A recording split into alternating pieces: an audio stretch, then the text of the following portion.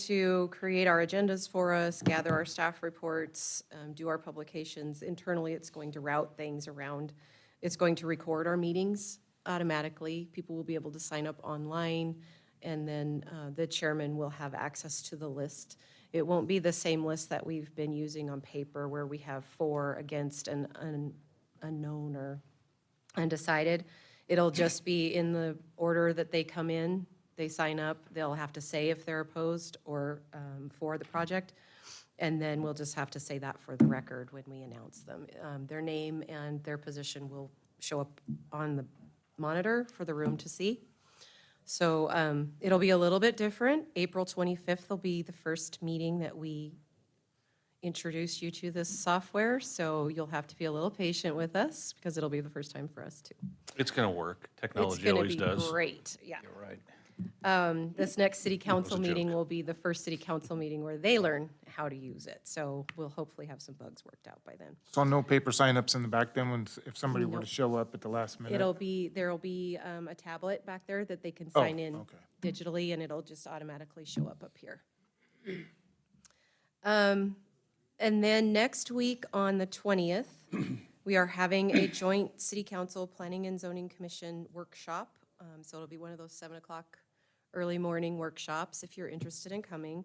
As far as I know, we are going to be discussing whether or not to pursue residential design review and possibly increasing residential setbacks, but I don't know exactly what's going to be on the agenda. And as soon as we know, Karen will send that out to you. So that's all I've got. Christie? Yeah, joint meeting That's on the 20th? on the 20th. This new stuff you're talking about starting next week, is that why the TV is gone up front here? I'm not sure where the TV is. Where? I didn't even notice. Oh, yeah, the TV isn't set up. Well, it was good for us with the motions. Yeah. Yeah, no, you timers can and definitely see better, so, yeah, can we get that? Thank you, we'll get it set up for you. Okay, That's thanks. how observant I am. I didn't even notice that big TV was gone. Well, I had those things real big for me to be able to read, so that's why I noticed it was gone.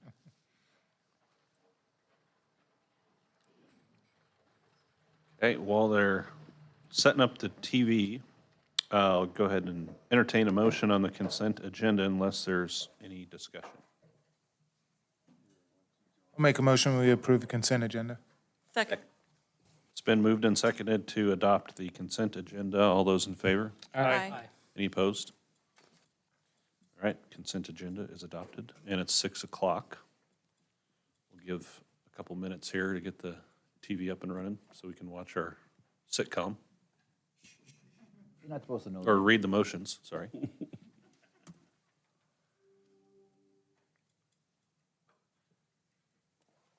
Netflix.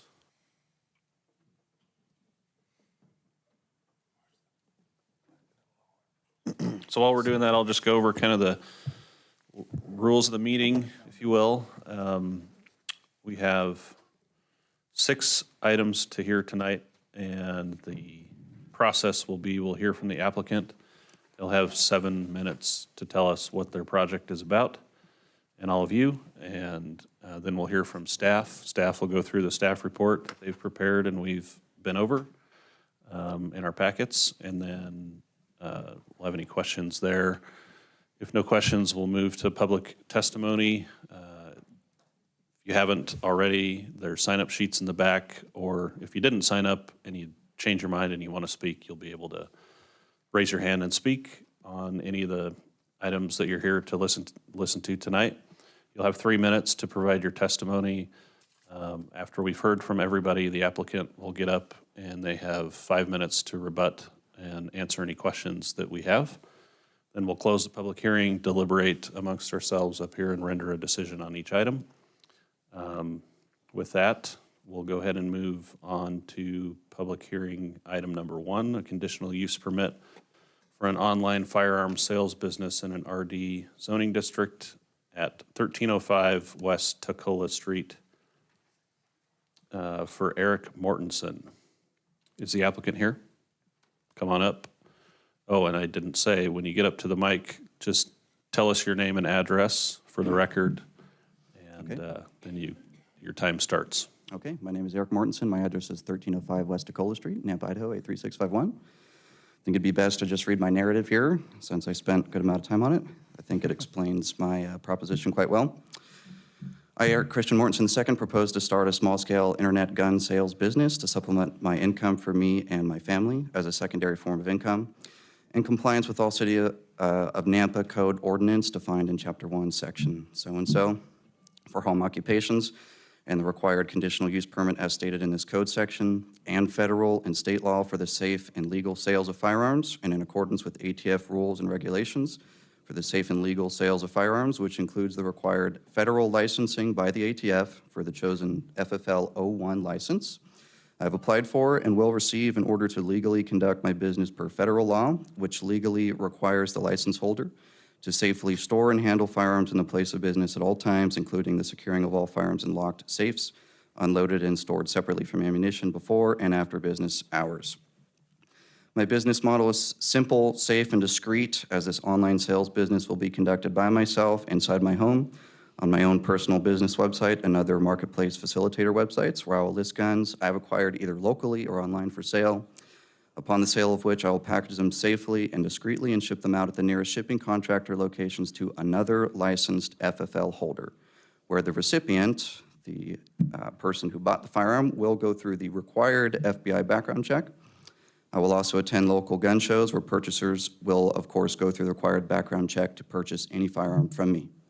All of my firearms I have for sale will be stored in a safe in a spare bedroom with a metal door with locks on it, a secured window, and an alarm system which will alert the local PD if triggered.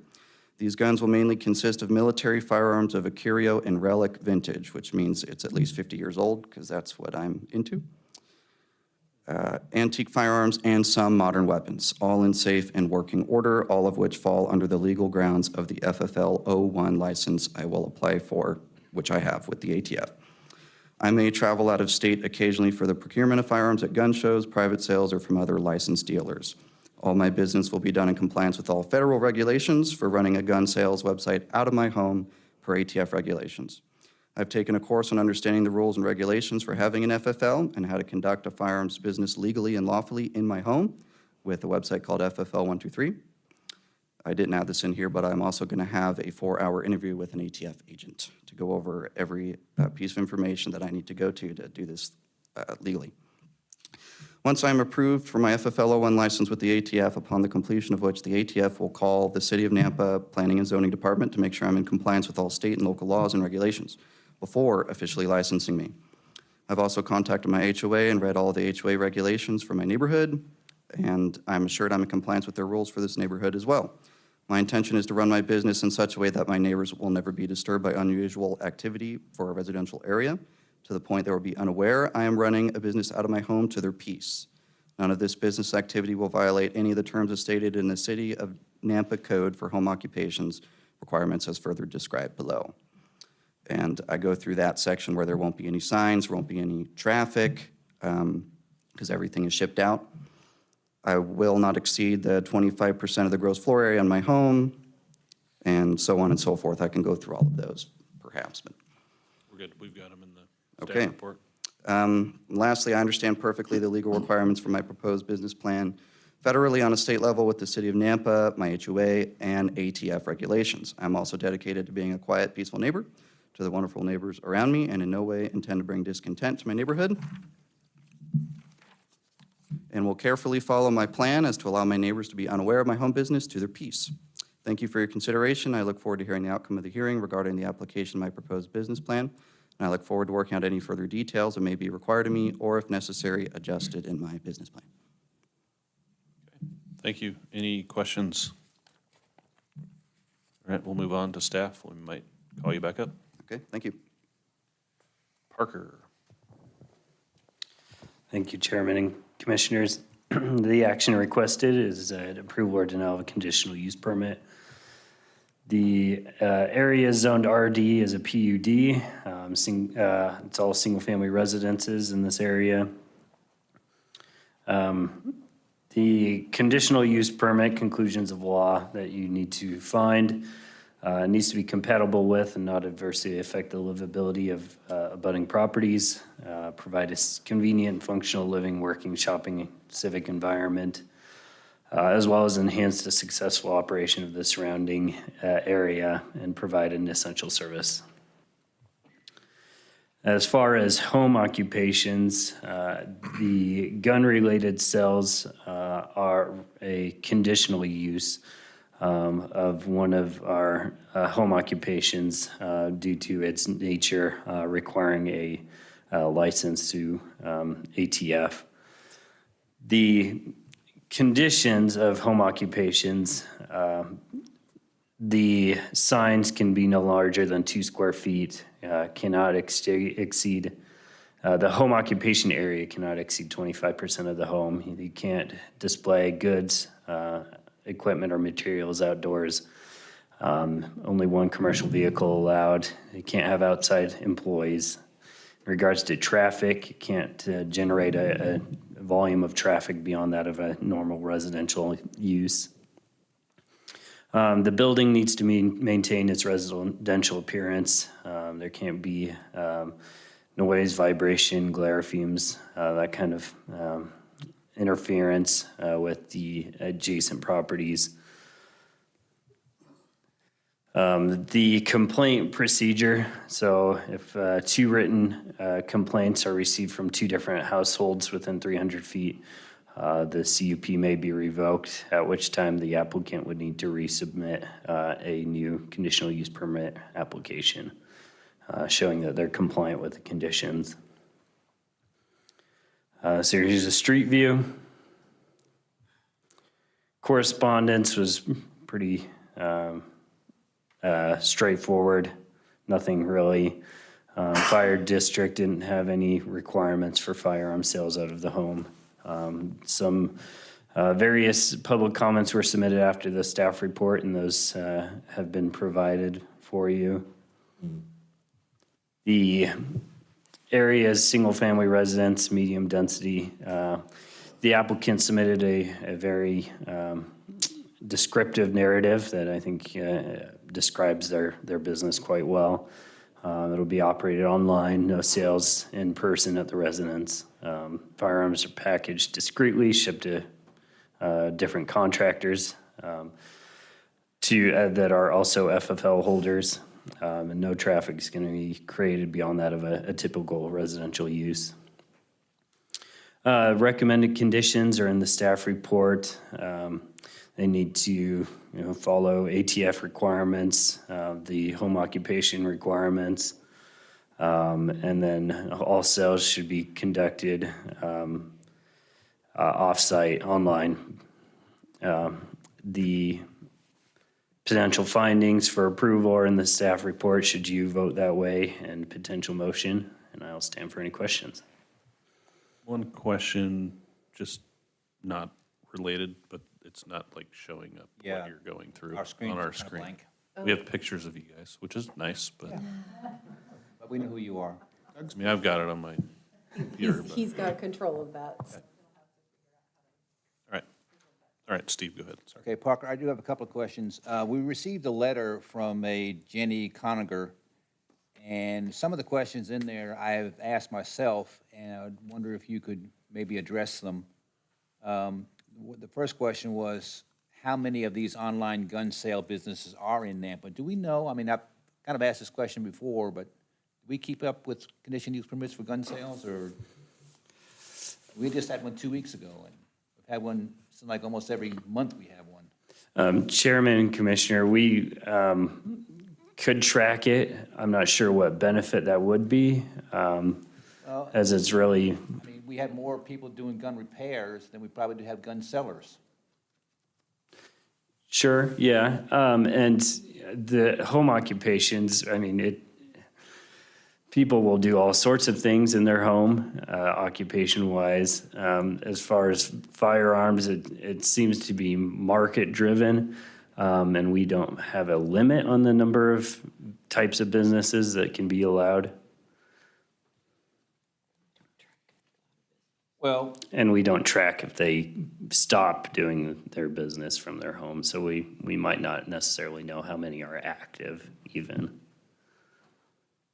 another question I asked is, how do they perform background checks? Could sales be made to unqualified people? And also, the applicant mentioned that at gun shows, they do background checks, but I thought that gun shows, they didn't do background checks. What is some loophole that people buy, maybe from the next door neighbor, you don't have to have it done? Chairman, the ATF is really the one that tracks all of that. We certainly don't have that type of expertise to do that here at the local level, but they do require licensing for all these gun sellers and manufacturers, so it's really done at that level. So, Commissioner Kehoe, to answer your question, if I were to purchase a firearm online, it won't ship directly to my house. It ships to a gun store or a FFL dealer in the town I live, and then I have to go to that business to pick the firearm up. And then they check you? And then I have to fill out any paperwork that's necessary, or they're the ones that'll check that, and then they're required to hold that paperwork for the ATF. And then they also mentioned in here about sales include automatic weapons and AR-15. Best of my knowledge, AR-15 is a semi-automatic, not an automatic. You can't legally buy an automatic. Yeah, so you can't buy, yeah, that's what I thought, you can't buy automatic weapons. Okay. No, without So a lot of these concerns are unjustified, really. They're not unjustified, they're just questions. Well, but Good they're, questions.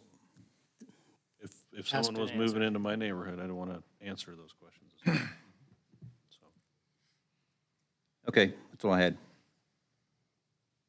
any other questions? Right, we will open public testimony for this item. We do have some people signed up. Eric, I've got you for the proposal. That's good. We'll skip you because we'll probably bring you back up to answer some questions. Moving to against this proposal, I have Virginia Conger saying you're opposed but do not wish to speak unless you'd like to tonight. Okay. Susan and Harold, I'm going to butcher this, Schmeierer. How'd I do? Good, okay.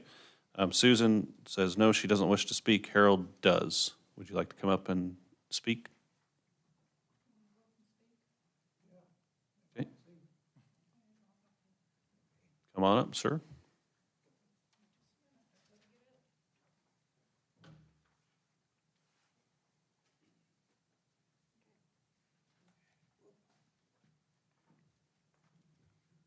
And just a reminder, give us your name and address for the record, please.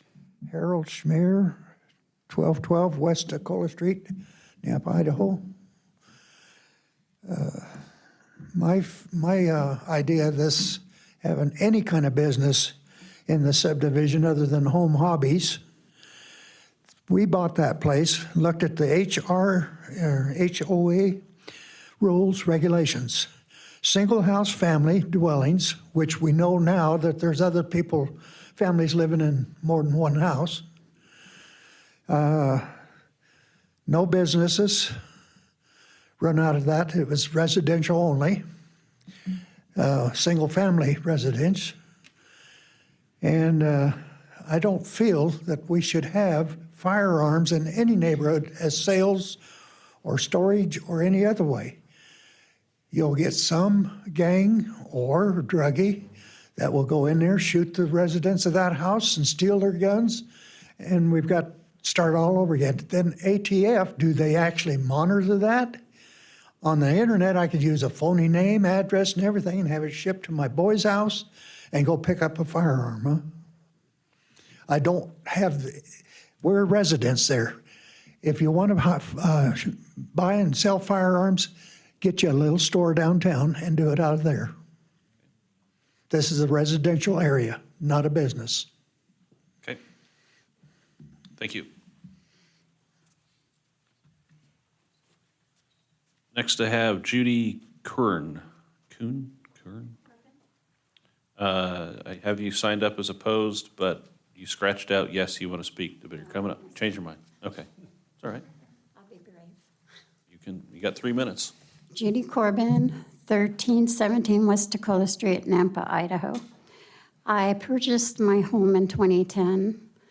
I love the community.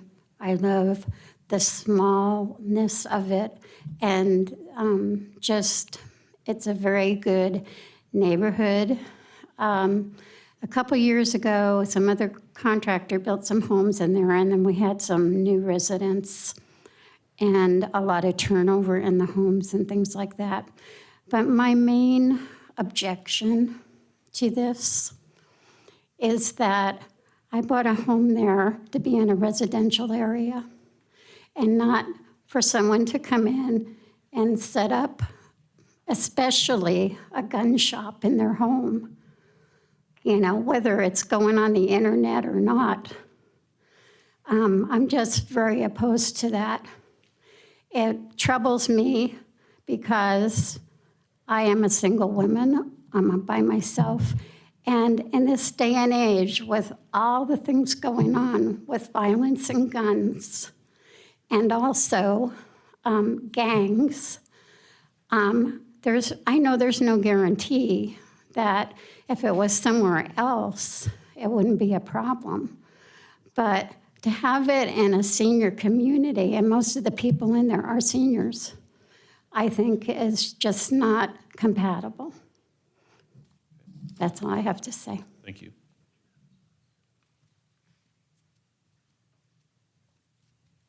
All right, next on the list, Roy Beats.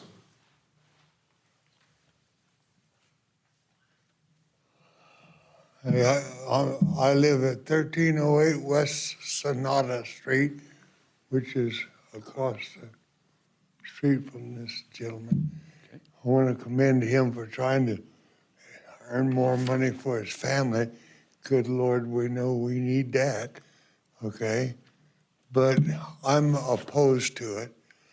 When I bought there, it was the understanding that it was a single-family residence. Now we got renters coming in all the time, and I don't blame them for that. But I'm not looking forward to having gun sales in my residence or in my area. Okay? Well, how's your dad? He's doing well, thank you. Is he? Yeah, he's doing well, yep. Good, okay, thank you. Well, that took a turn.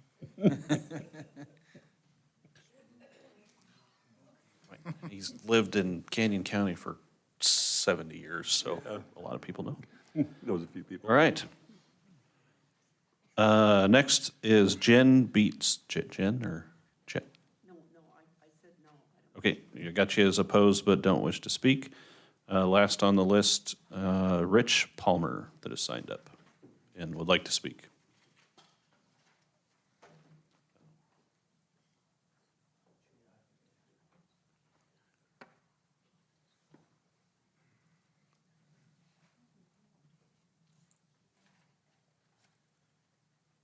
I live at 1319 West Whisper, which is in the neighborhood. Got it? Karen, you got it? Okay. That, Go ahead. I have to say I'm a little confused. I came with some information that now I'm questioning, but according to operating a home-based FFL on the internet, written by someone of authority, I thought was authority, says that according to the ATF, a home-based FFL must operate as a real business, must have 1 day a week of regular posted hours, must or will most of their business be done face-to-face, which sort of contradicts some of the things we've heard here tonight so far. So we need, to me, have to establish whether that's true or false. I object on a number of different reasons. More traffic, specifically people who would be coming to the neighborhood to pick up guns, drop off guns. I think if this is the case or not the case, I'm not sure. But according to the ATF, it seems to me. It's a small neighborhood, one primary entrance in and out, a lot of small lots. Generally, only traffic in and out are people who are coming to visit their friends or relatives or whatever. And this would draw a whole different group of people who would be coming to have their RFL or background check done and pick up their gun. As you said, one of the many ways that guns are purchased is from a dealer to a person, and that person then would, or the gun would be shipped to an RRL, or whatever that is. FFL. Or FFL, would be shipped to an FFL and picked up at that FFL with a background check done by that person, which would be, in, I guess Eric would be the, no? Typically, like for personal experience, I'll speak. I would have it shipped to like Larry's or Sportsman's Warehouse or Cabela's or. Right, but according to what I read, many people don't elect to do that because they would prefer to have it shipped someplace where they have more flexibility and don't have to abide by brick and mortar hours to pick up their firearm, so they would have it shipped to someone like Eric. And in fact, again, according to the, he referred to a website, 123. According to that website, one of the many ways that you folks do business, and one of the ways to make income in this business is to do those background checks so that you can charge money to do that and not have to maintain inventory of firearms to do that. So it's a very quick and easy way to make some income if you do have that license. So I don't know, there's a little misunderstanding there or something. Is this online only, or are people coming to the home to pick up? We'll ask the applicant to verify. So, if, again, people are coming to pick up firearms, which I assume they would be, You've got 10 seconds, sir. 10 seconds, okay. Yep. So I think a lot of my questions are based on that. Are people actually coming to the neighborhood to pick up and drop off weapons or not? And if so, I'm definitely opposed to it. And even if not, I have no desire to have a house in the neighborhood that is distributing firearms and having firearms in inventory. Thank you. Got you. Right, that is all that I have signed up on the list. If there's anybody else in the audience, yep, yes, sir, come on up and state your name and address. If you're for or against, and tell us what's on your mind. All right, appreciate you. Thank you very much. My name is Monty Freeman. I'm here on behalf of myself, my wife Karen Freeman. We live at 1225 West Toccola Street, Napa, Idaho 83651. So we are the next door neighbor to him. I'll read, if I may, a letter that I wrote and mailed to him, and then speak if I have a minute. First, please allow me to say that you've been a great neighbor, and this is in no way intended to be personal towards you or your family. I support firearm ownership and appreciate those who supply them to our fellow citizens. I am pro-business and pro-firearm ownership. I'll try and reach out and speak with you face-to-face and chat about my position and this letter. This letter is intended to reach you prior to the hearing so that you will not be blindsided by my intent to oppose the conditional use permit you are seeking to obtain. My opposition is based strictly on the associated risk factors as I see them after conducting a risk assessment of the request. Although this is an online business, delivery cannot be conducted online. It is my understanding that if someone in the area purchases a firearm or is interested, they can either meet you or pick up the purchase at your residence, as has been witnessed. As such, it is my opinion there will be an increase in related traffic. Unfortunately, any gun dealer is unable to control the element interested in the product. Simply by having this type of business in a residential area likely increases the risk of bringing a nefarious element into our neighborhood.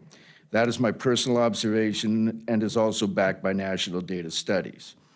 In other words, once word gets out, you as well as our community may experience an increased risk or targeting by criminal elements. Even if there was only a very small percentage of the likelihood of this happening, why would we want to bring this into our community? I think it may prove better if the business was conducted in a commercial area or a co-location spot. Our community has children out playing on bikes and scooters, families out biking and walking with pets and strollers, and increasing this type of risk is not necessary in my opinion. Every time a firearm is handled, the risk of an AD, accidental discharge, increases. The same can be said about additional traffic and people who may not have our family's best interests at heart. I feel that I do, however, have my family's and community's best interests at heart, and I think you do as well. I must place my family's and community's safety first and stand in opposition to anything that may increase the risk to their safety or security. Their well-being is way too precious to me to gamble with. Lastly, and perhaps due to unintended consequences, there's a major difference in having an online toy business in a residential area as opposed to a firearm sales business, and that is why approval is needed. Although I have no control over how you will perceive this or respond, it's my sincere hope that you will understand and respect my position. Even though we may disagree, I understand and respect yours respectfully, your well-intentioned neighbor. Now, I did speak with him. He came over. I spoke with his wife as well. We discussed it. Now, a couple of things. One, if you're already granting conditional use permits. 10 seconds, sir.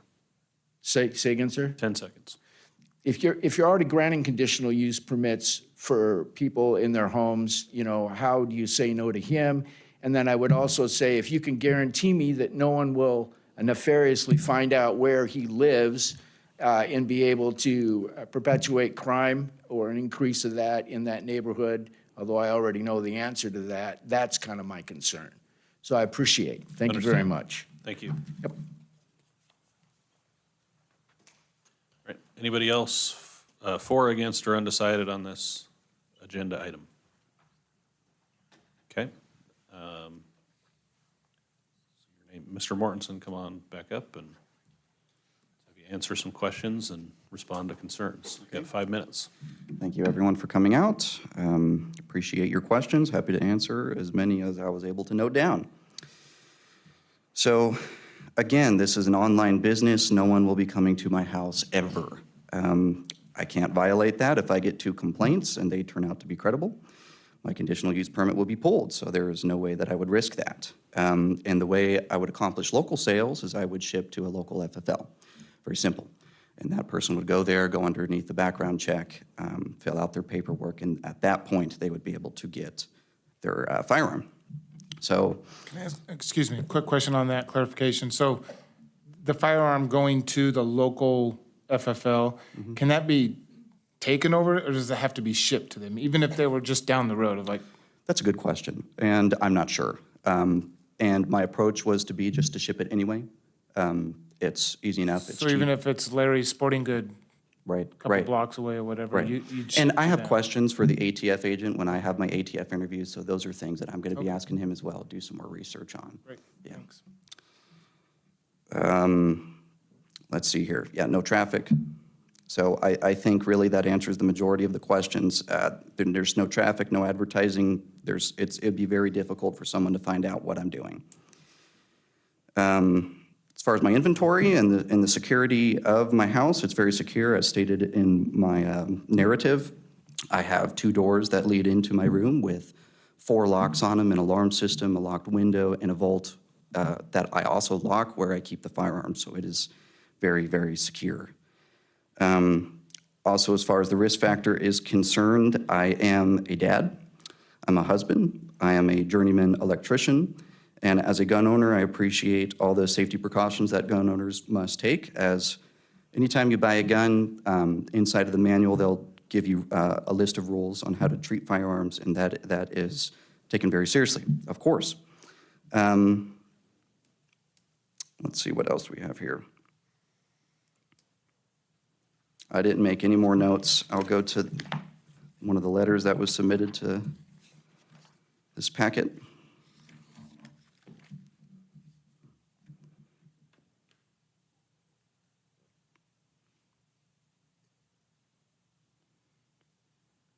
I have another quick question while you're looking at it. Yes, sir. You had mentioned in your opening statement that you had checked with the HOA and they had approved, I guess, for lack of a better term. Yeah, I did email the HOA Association.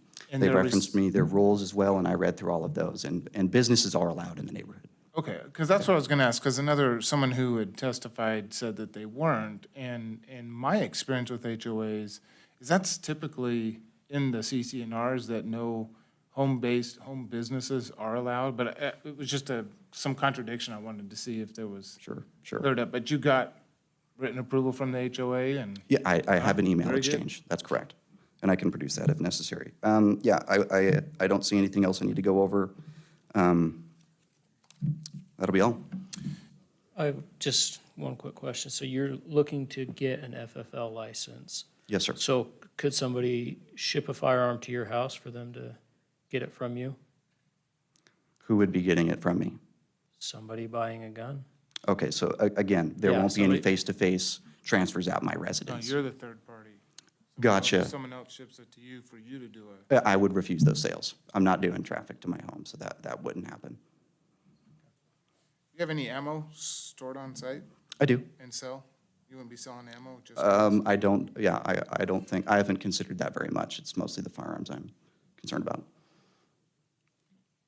Question, so one of the citizens had something that said, you know, he researched and ATF has regulations on posted hours, face-to-face requirements. To your knowledge, is that accurate or?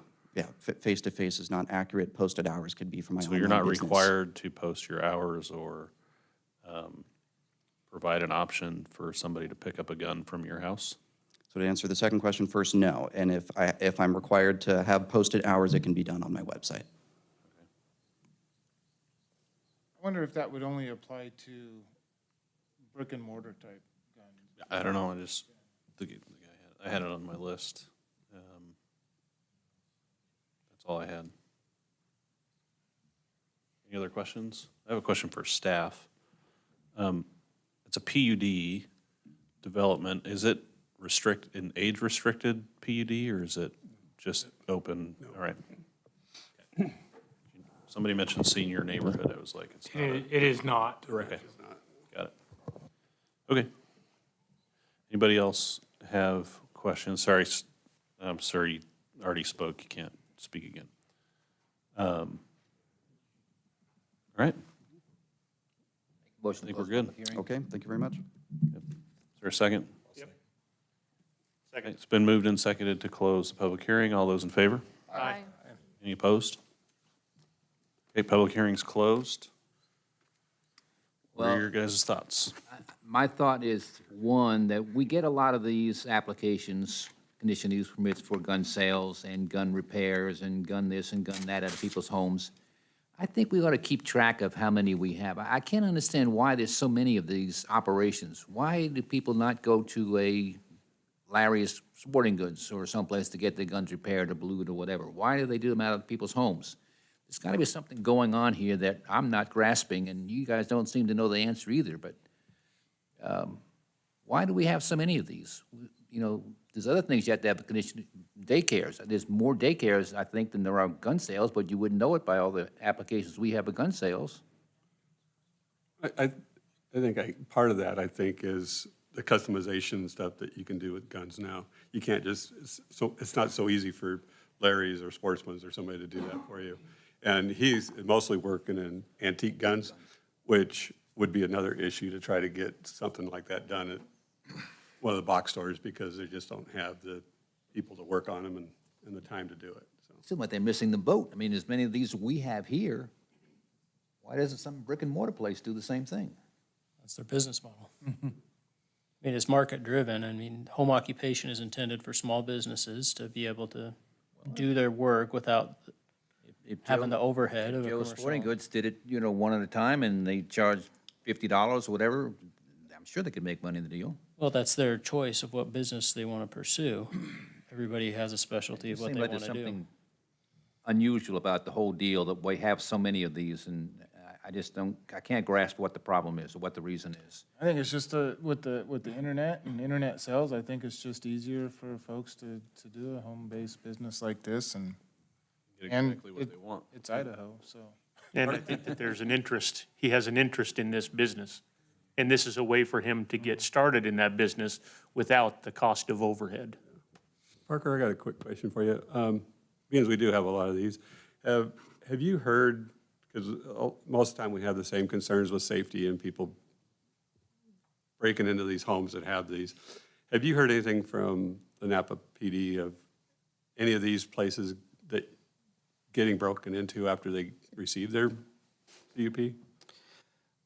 Chairman and Commissioner, I haven't heard anything from police department. They haven't commented on these before, and I don't believe they have any issues.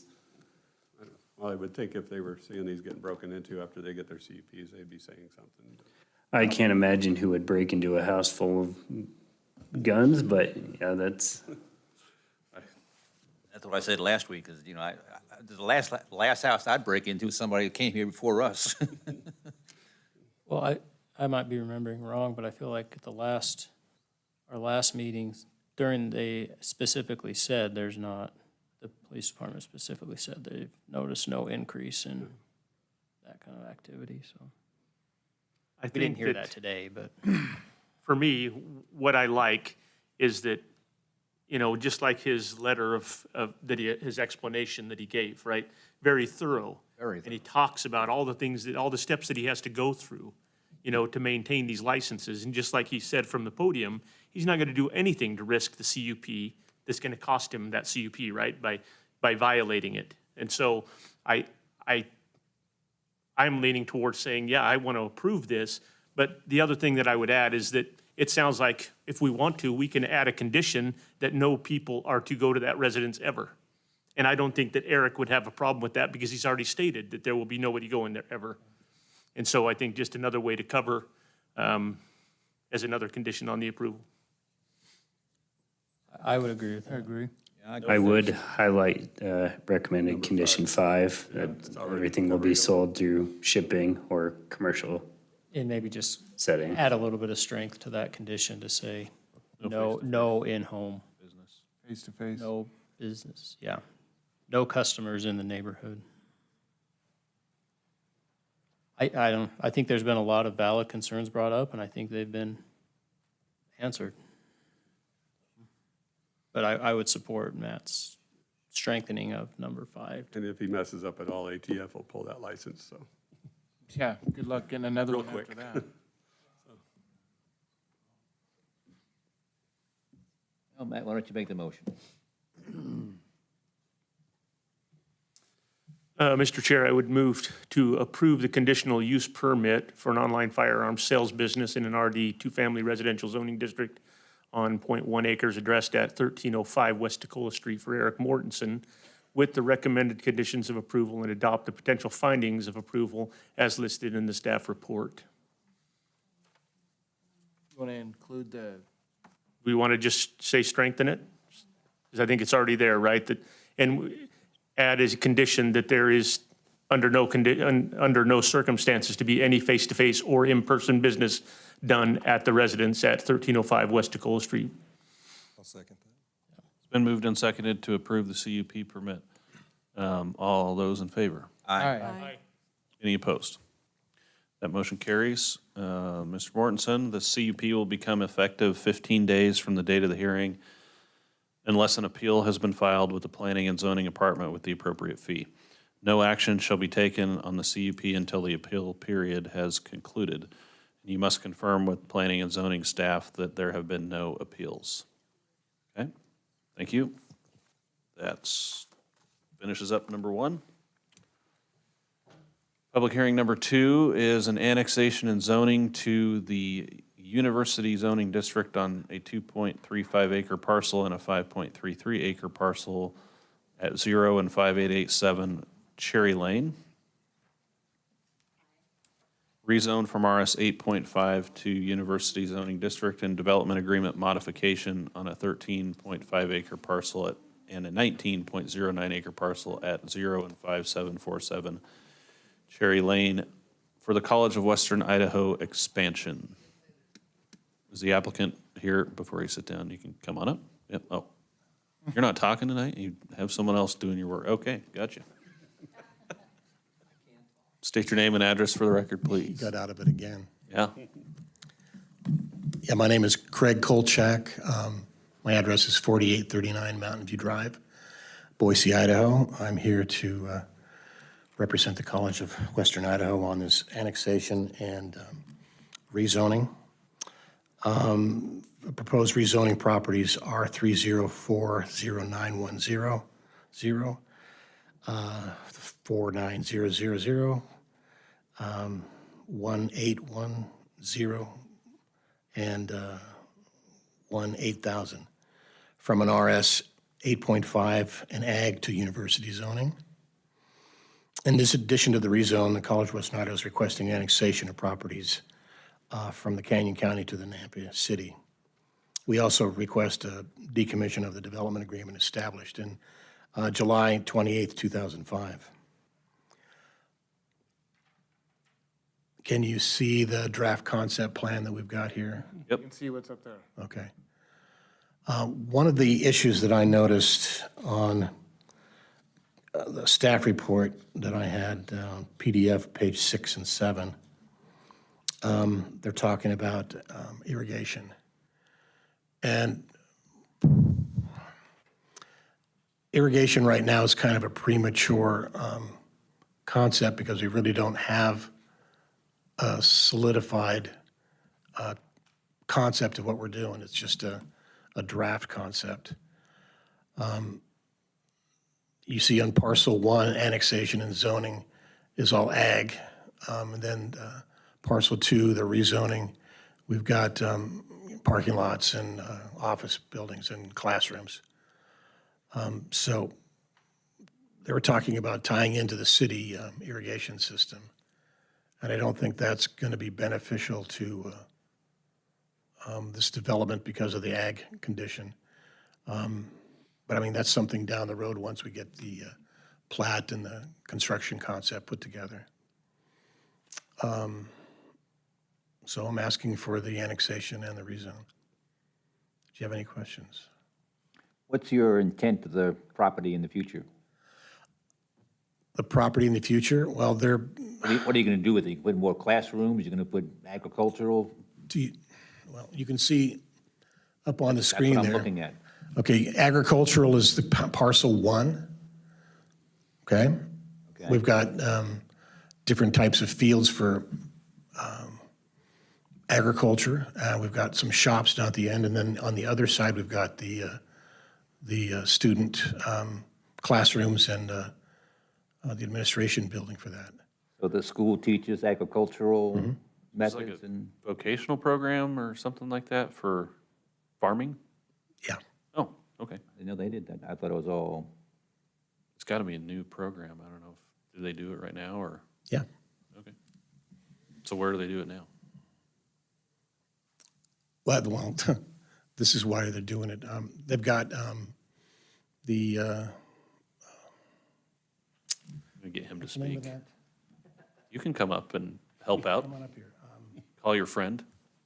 What's the name of that deal up by Warm Springs? Mr. Chair and board members, my name is Craig Brown, and I live at 9621 Tearsell Drive, Nampa. I'm the executive vice president of the college, and to try to help tie this back together again, the college does have a horticulture and agricultural science program. It is currently out by the old penitentiary in southeast Boise. If you've ever been to the botanical gardens. They can grow stuff out there? They do, yeah. And actually, our students help at the botanical gardens today. It's a program that existed with Boise State University, part of the Larry Selland College. It is a career technical education program.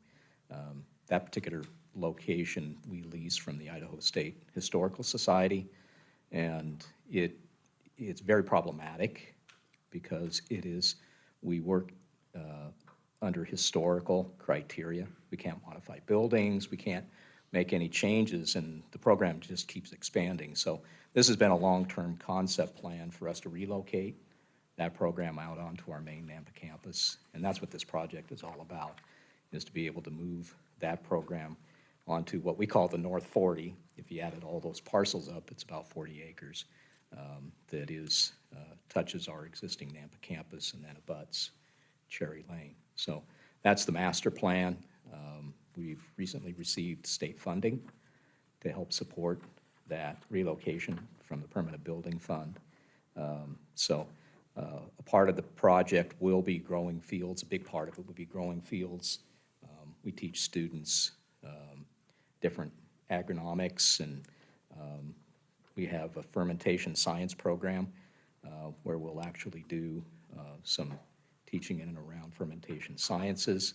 And then we teach students landscape design, actual application of trees and plants and shrubs and irrigation systems and that type of thing. So it's really going to be a working A lot of lab. things we need. Yeah, absolutely. And our demand for the program has just exploded. And the ability to be able to do this work in a much bigger scale without all the controls and limitations that we're currently operating under is a pretty important aspect for the college. So anyway, hopefully that helps. It does, it helps me a lot. Thank you. Anything else? We'll hear from staff and may call you back up. Thank you. Thank you.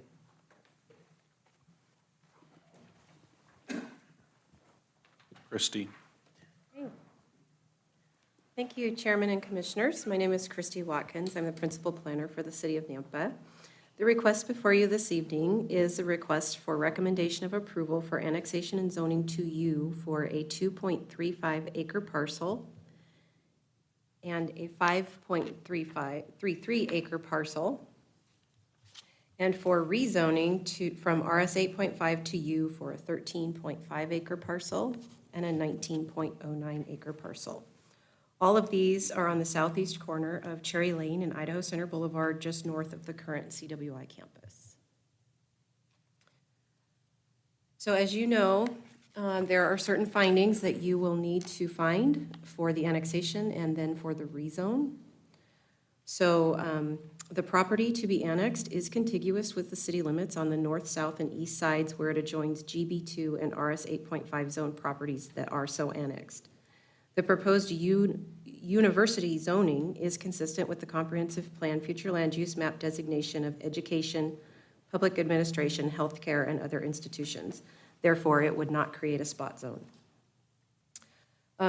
Where we talk about reasonably compatible with existing and adjoining property uses is where you have some flexibility to determine if this is the right time or location for this. Staff finds that the proposed U zoning district is the same as the adjacent zone to the south, where this property will connect to the existing CWI campus. Therefore, staff feels that it is compatible to adjacent zoning. The area can be reasonably assumed to be available for orderly development because an educational use matches the land use designated in the comprehensive plan and shows intention for development in this fashion. This property remains undeveloped in an area that is growing with multifamily and commercial uses that will support a campus of higher learning. Therefore, it follows that providing workforce training on this property could reasonably be assumed to be orderly development. City codes are written to protect the public interest by providing a guidance for development and land use. Therefore, the project is presumed to be in the public interest because it is necessary workforce training for the community and will be required to follow city codes as it develops out. Site improvements will be required with any new construction on this site. Frontage and interior landscaping, parking, access ways, and pathways are all in the best interest of the public and reasonably necessary for the community. If you should choose to deny it, staff would propose that you look to the compatibility reasoning. The proposed university zoning district is the same as an adjacent zone to the south where this property will connect to the CWI campus. However, it is completely surrounded by large acre single-family residential and multifamily uses, making potential future uses on the property potentially incompatible with those adjoining properties. So I gave you a couple different ways to go there. It's entirely up to you. The current zoning is ag in the county for the two smaller properties, and then the larger one is RS 8.5. Surrounding zones, there is county single-family residence to the north and an RA zoned single-family residence, and then the Lost River subdivision, which is zone GB2 and RS 8.5 that does have some multifamily components to it. To the south, Laguna Farms multifamily housing development is zone GB2. To the east is the Cherry Lane Meadows subdivision zoned R1 in Canyon County with large acreage lots. And to the west is a tree farm and single-family residences in the GB2 zone. The city's water and sewer systems do have adequate capacity to serve this property. So in the area, there is agricultural uses, commercial uses, retail, industrial, public, health and education, office spaces, residential developments, including multifamily, and then some vacant land. So you've got a lot going on in that area. The future land use designation, as I mentioned, is education, public administration, healthcare, and other institutions. There is a development agreement that was effective as of August 2005 that established the RS 8.5 zoning on the property and provided a concept plan for the University Village subdivision and elevations for those homes. The applicant is requesting to rescind that development agreement. This draft site plan that has been provided, it appears to be that the more impactful pasture uses may be adequately separated from the existing residential properties. Previous discussions with them mentioned the possibility of some animal care and agriculture-related education in the proximity of the barn. In this case, staff would recommend just replacing the development agreement with something that contains conditions in regards to the location of the specific uses on the property to protect existing adjacent property owners. There is insufficient information at this time to require a traffic impact study, but as this develops out, it may be required in the future to do a turn lane analysis. The city will be constructing a roundabout at Idaho Center Boulevard and Cherry Lane this year. Once that's complete, all major intersections surrounding the campus on Idaho Center Boulevard, Cherry Lane, Star Road, and Franklin Road will have been improved with either traffic signals or roundabouts. You guys discussed the draft concept plan. It will include a classroom building, a shop building, greenhouses, a barn, crop fields, gardens, student garden plots, pastures, and orchards. The correspondence we received was from the building department. For each building that is intended to be built, they have requested that they schedule a conceptual plan review meeting to speak with all the different departments about their requirements. Meet the Title IV building regulations, obtain all applicable building permits and inspections. Both the irrigation districts have easements in that area that must be protected. The fire department does not oppose this application and just states that it will be 2.8 miles away from fire station number 3 with a 7-minute response time. Engineering does not oppose this request and has listed their conditions of approval in their memo and in the conditions of approval that were listed in your staff report here. These are your motions, and I will stand for any questions. I have one for you. So if we eliminate the old development agreement from 2005, but they really don't know what they're doing yet, how can we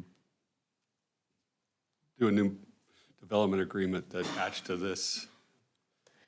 It would definitely tie them to the concept plan that they have proposed here. And if they wanted to make changes to that concept plan, they would have to go back through the process and do a modification. I like the idea. Yeah, me too. Christie, is access, and I could ask the applicant also, but is access to this property, this piece from Cherry Lane? Will there be access, or is it via the college from the south? That would be both. So there is an access off of Cherry, and there is also access through the campus to the south.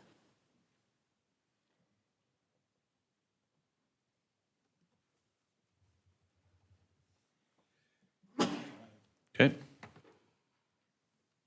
we make them build a bridge to the Idaho Center so we get to concerts easier? I'm just kidding. Sure. Okay, if there's no further questions, we'll open public testimony on this item. I have one person signed up to speak for the proposal, Jeffrey Knags. All right. Would you like to speak, sir? Or? Okay, come on up. Tell us your name and address and what's on your mind. My name is Jeff Nags. I live at 5481 Willow Lane. My property is one of those that are directly to the east of this proposal. I'm all in favor of the college expanding.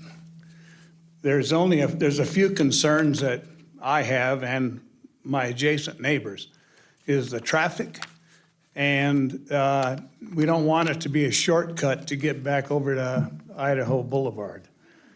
So if they can put a berm up in the area, well, with the map, on the north-south line to the east, where there's a vegetation area, I'm guessing 15 or 20 feet from our property lines, where the road is going, if they would berm that and with the vegetation to block the traffic from us, and also any lighting that's along that road, have it down lighting, not so it brightens up the whole area, because we have no lights, no street lights, nothing.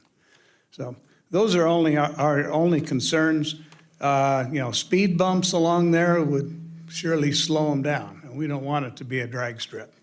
Okay, thank you very much. Thank you. Is there anybody else in the audience that would like to speak for, against, or undecided on the proposal? A couple of you. We'll go with ladies first in the back, please. Need your name and address for the record, whether you're for or against. Good afternoon. My name is Laura Villegas. I live in 7685 East Iroquois Street, so pretty close to the college. That's all the information you need. Yeah? Okay. Whether you're for, against, or undecided. Oh, for. I'm for. So I'm an enrolled student for CWI. I haven't declared a major. I'm interested in urban agriculture, for example, but if I had to drive to Boise or, close to the penitentiary to do any of the practice, I wouldn't do it. It would be, well, not practical for me. So that's the reason I'm for. Great. Yep. Thank you. Yep. All right. Come on up, sir. What's your name and address and what's on your mind? Yes, my name's Jake Parcells. I live at 577 Cherry Lane. My wife and I have lived on that 1.25 acre lot for the past 30 years. And both my wife and myself welcome the college and their proposal this evening. They have been excellent neighbors to us, and it's a welcome change from the apartments that have been built, or the apartments, townhouses, whatever you want to call them, but we wholeheartedly support the College of Western Idaho. Thank you. Thank you. Okay, that's all I have. Anybody else in the audience wants to speak on this item? Okay, Mr. Kolchak or Mr. Brown, you can come back up, answer any question. Anybody have questions or Christie, can I have talk about traffic and berm and lighting? So in the neighborhood meeting we had, if you see this concept plan, you've got and the comment that you had about the drag strip, that straightaway is no longer a viable entity in this design. There's a access point off of Cherry Lane to the north that's, do you have a laser, Christie? Okay. Where that cul-de-sac is, do you see the cul-de-sac? That's kind of where the area is. We're gonna have to have access there and weasel our way around there somehow. That drag strip that everybody's, concerned about is basically gonna disappear. It's just not an acceptable access point to the east there. So, You're going to tie it in all the way to the other? yeah, it's kind of, it's a conceptual thing. We really don't have anything nailed down yet. It kind of threw a wrench in the design we have here. So what you're looking at here, thank God it says draft concept plan, is going to change a little bit. But the concern about the roadway there, that roadway is basically going to disappear and will be basically a landscape strip. So that'll be the buffer that you're concerned about. So we promised we'd do it, and by gosh, we're going to do it. College of Western Idaho wants to be a good neighbor to everyone around, and we make an extra effort to try to make that happen. kind of talking about this concept plan and what might change. Do you have any concerns with the discussion about having a development agreement to? No, not at all. That makes sense, and you can always do an amendment to the development agreement. Yeah, and just reconfiguring an access or something like that would not be a significant enough change to take it back through that. But if they were to change the location of the uses on the property, we would determine if it was a significant enough impact that it required a modification. Yeah, I don't see it impacting the uses of the property, it's just the design. So you wouldn't have a problem with? No, not at all. And I think it'd be beneficial to the university and the city to have that development agreement in place. I don't mean to be cooperative, but Yeah. yeah. Scale it back a little. Development agreement. Say that we can't approve this because there's no opposition at all, that's not heard of. Too easy, there's something going on. Yeah. So, yeah, the development agreement protects the city, but it also protects the developer. So I'm wholeheartedly for it. I do like the removal of that, well, I don't know if the drag strip, but that landing strip is what it Well, looks like. But I do like that that's going to change. Yeah, it's definitely going to change. It makes it more of a, We don't want it to change, but it's going to change. I still walk my dog there. You can still walk your dog there. I walk my dog there. I don't know if this is a question for you or Christie. Is there any regulation for throwing light on neighboring properties or? Yes, we do require that lights be shielded at Yeah. a 90-degree angle. That's a simple deal. I'm trying to make up reasons to have a problem with this. Yeah. I'm coming up real short, so. Well, you take a look at the Edwards Theater Complex over there in Karcher. There's lights there. We have shields on that as well, because there's neighbors that are next to that. Any other questions? I'm done. All right, thank you. You can, public hearing's still open, but we would have to, you have to come up and speak, and then if you have a question, he'll have to come back and answer it. Linda, duck on it. Linda Parcells, 5771 Cherry Lane in Nampa. Do you know where the access road is going to be off of Cherry Lane? We'll have him answer that. Kind of, sort of showed it. He showed that the cul-de-sac. Pull that up again, Christie, please. You see where that cul-de-sac is? Right there? Yeah. Kind of there, and then it's going to have to go through. So it's not going to be where it was? No, it's not going to be to the east. But how much further to the west is it going to be? I don't have any scale on that drawing. Okay. It's going to be a ways. it's going to be further away from where you live. About a third of the way from that intersection. Okay, that's all I wanted to know. Thank you. No. Come on up. Would you sneak in here? I didn't even see you. All right. Neil Murphy, I live at 16620 Rosebriar Lane. Quick question, are you going to put any wells in? There's already a well existing on the site. You going to put any more? Hold on. Okay. Ask us. Are they going to put any more wells in there? I'm glad they're moving that. The lighting in that facility, is it going to be 2-story, 3-story? Kind of like the existing one they already have? I'm for the project, but I just don't like it as close to our subdivision. If they turn it around the concept, since it is a concept, I moved it more to the center. It moves it away from our subdivision. So the noise and the cars would move to the middle. Those are my questions. Okay. Thank you. We'll ask. Thank you. Come on up. You have to get up again, sorry. Unless you don't want to answer his questions, which I would totally understand. The maximum amount of students you're going to have is probably 60 at any one given time, and that might be broken up during the day. I haven't seen the concept of the building, but I'm assuming it's 2 stories? 1 story, okay. So that kind of helps you a little bit. It doesn't match the administration building over there. Does that help at all? It does. Okay. So it'll be a minimal footprint and elevation. So as far as the lighting goes, I don't think you're going to have a problem with that. How big is that building projected to be? Like 30,000 feet? 15,000 feet? Yeah. I don't know where that came from. I just looked at it and said 15,000. Pretty good. Wells, he asked about wells, are you planning? Yeah, there's one existing well on site right now. Is this a domestic or irrigation? I'm not quite sure what it was used for, but I think it was used for irrigation. Are they gonna have to get rid of that when they connect to the city? So we would not require that. Obviously, they can't interconnect the domestic water system with a non-city source. Our condition that he talked about on the irrigation, it is crafted such that it says that at the time they connect, it does not require them to connect. What we would anticipate happening is the areas around the buildings where they have landscaping and their frontage, that those areas would be connected to the city system.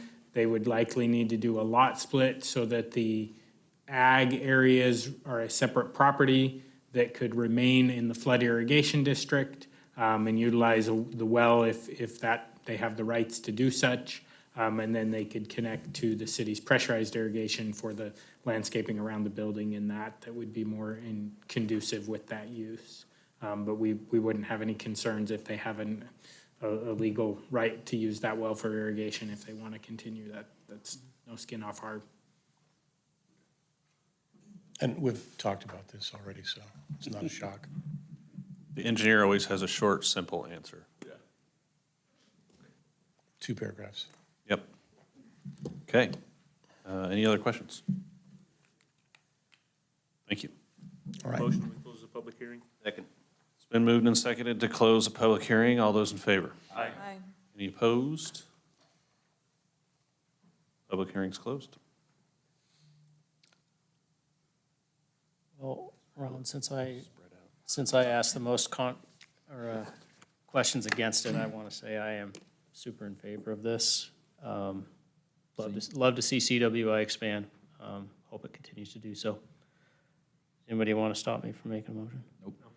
I move to recommend approval of the annexation and zoning to the U zoning district on a 2.35 acre parcel and a 5.33 acre parcel at 0 and 5887 Cherry Lane, and rezone from RS 8.5 to the U zoning district, and development agreement modification on a 13.5 acre parcel and a 19.09 acre parcel at 0 and 5747 Cherry Lane for the College of Western Idaho expansion, with all conditions listed in the staff report, and to adopt the proposed findings of approval as stated in the staff report, and to replace the existing development agreement with development agreement that incorporates the concept as presented this evening.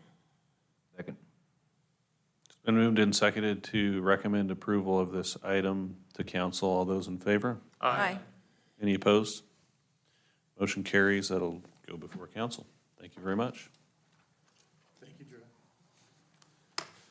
Item 3 is an annexation and zoning to RS 22 zoning district to make connection to city sewer and water services at 1724 Southside Boulevard for Salvador Rodriguez. Is the applicant here this evening? No applicant. Okay. You may have left. Thank you. Yeah, they were.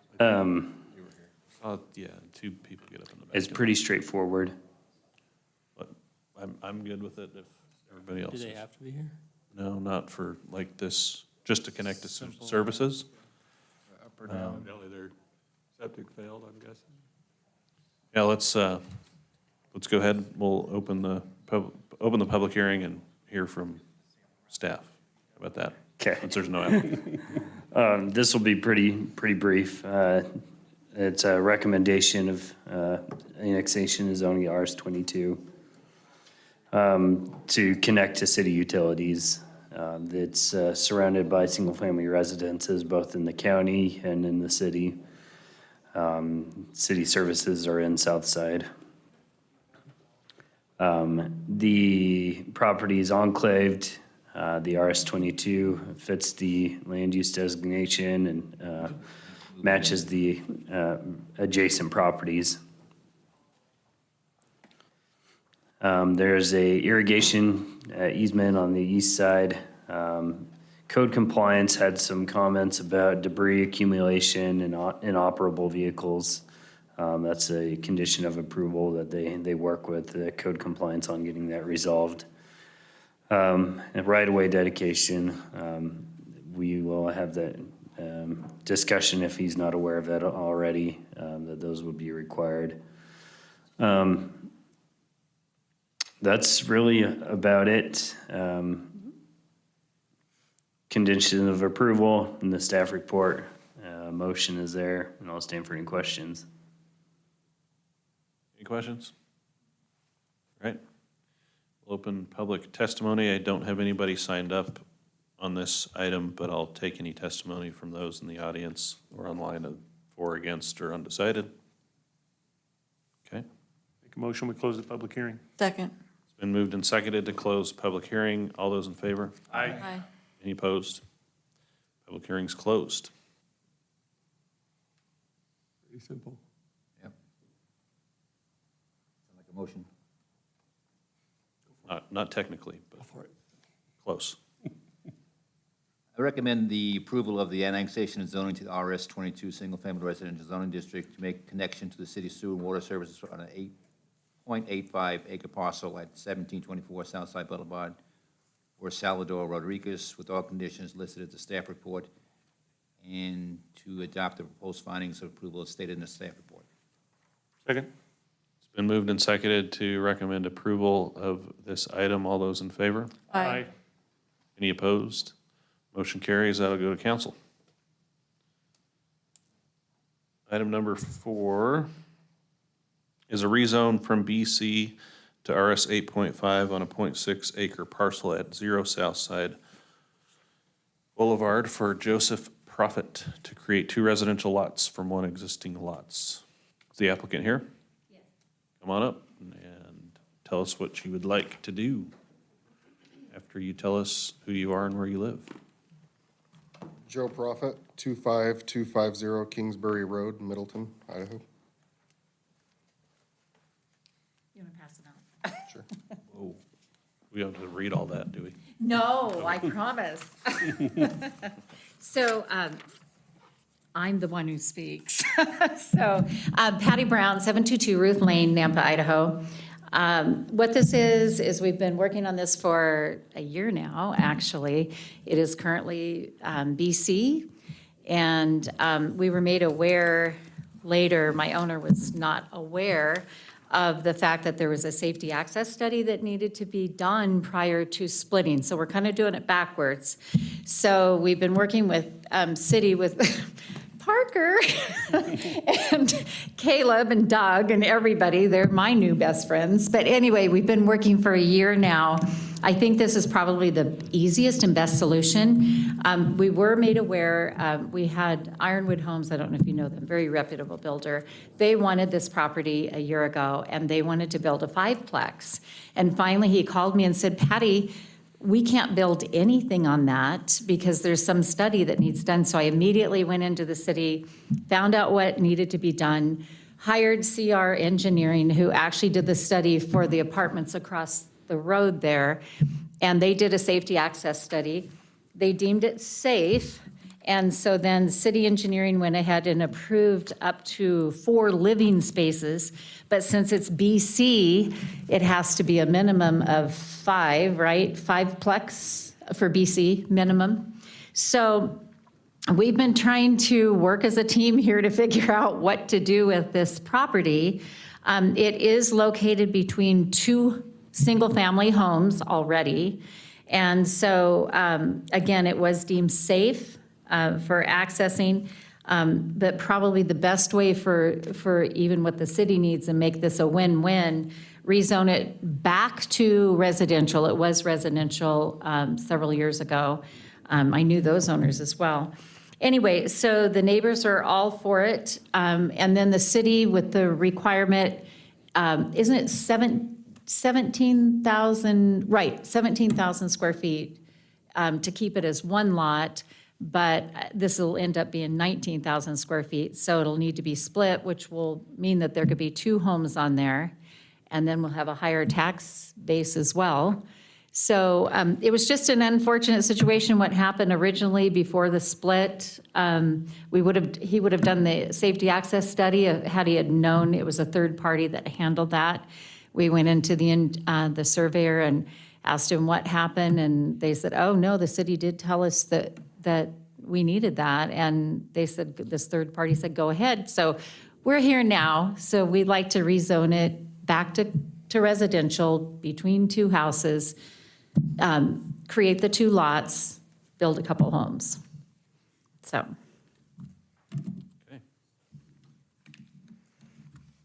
Any questions? They needed to. Staff, do you have a copy of this? Yeah, we do. Oh, okay. Already? I do want to apologize for the informality of what we submitted. We were trying to get on the agenda as soon as possible since we have been dealing with this for a year. All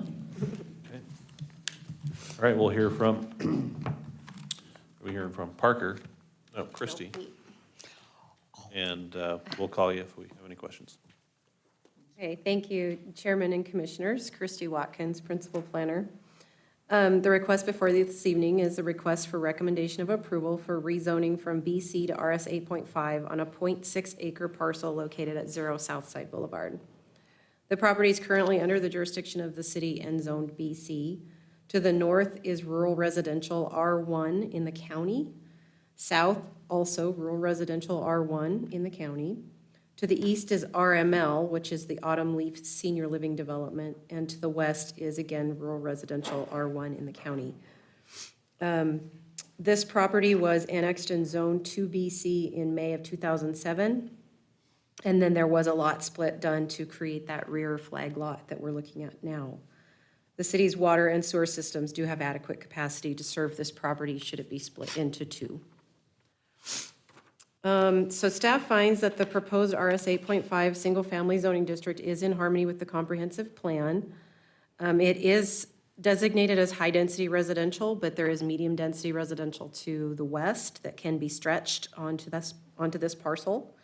Staff finds the existing uses in the area are rural residential and that the proposed density of 3.33 dwelling units per acre is considered to be reasonably compatible with the other uses in the area.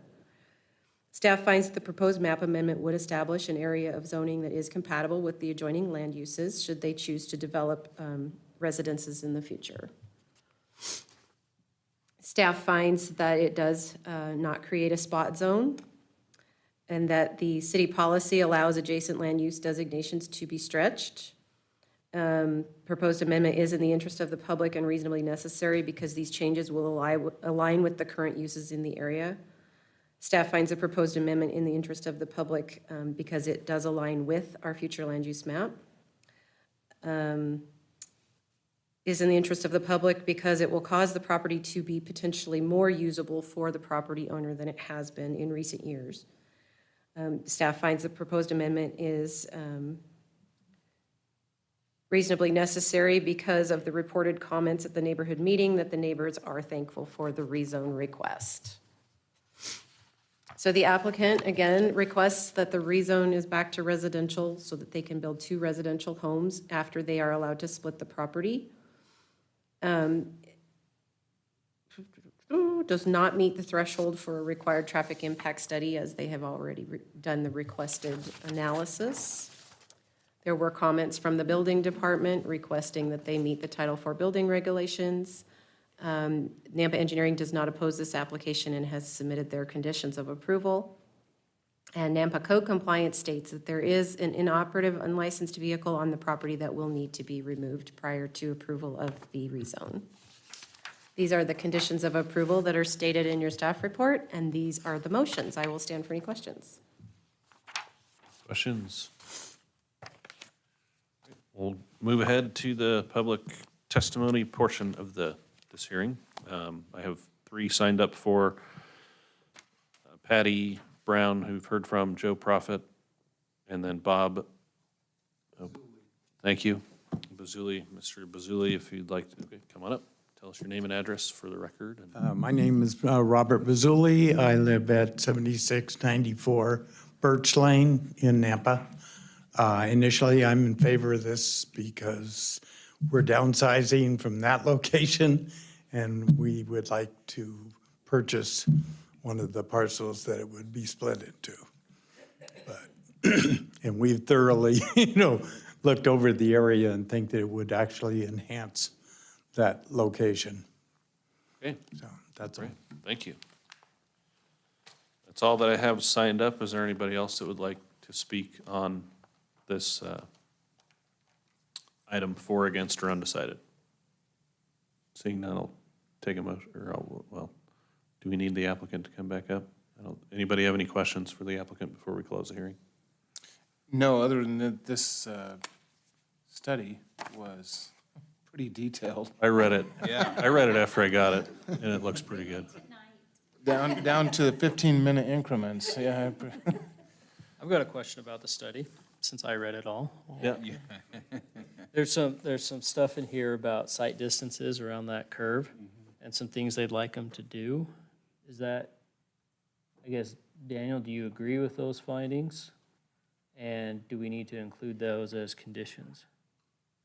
You got 30 seconds to get through that packet. It's on, they don't have page numbers on here.